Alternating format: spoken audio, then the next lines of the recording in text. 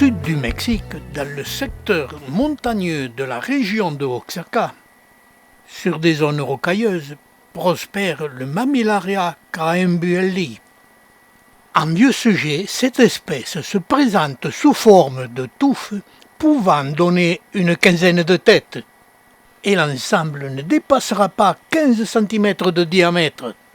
Cette espèce, qui prospère en altitude à plus de 1000 mètres, se protège des rayons solaires très violents par une spination dense et très blanche.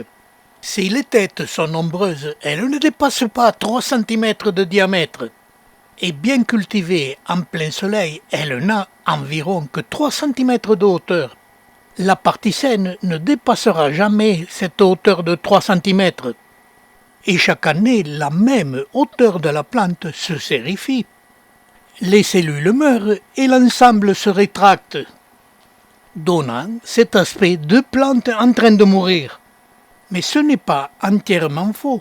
La tête centrale a vieilli et elle est morte, sans entraîner dans sa chute tous les rejets qu'il y avait autour. Cette espèce ne pose aucun problème particulier de culture. Elle demande simplement les soins classiques pour les cactacées.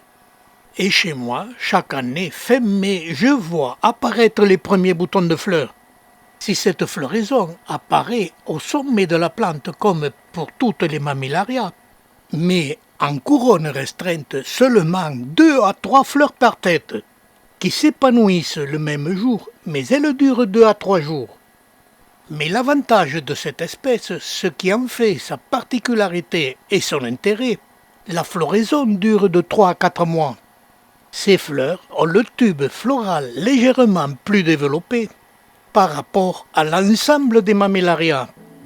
Elles ont 2 cm de diamètre et sont très belles avec ces bordures blanches. Et je vous les laisse admirer.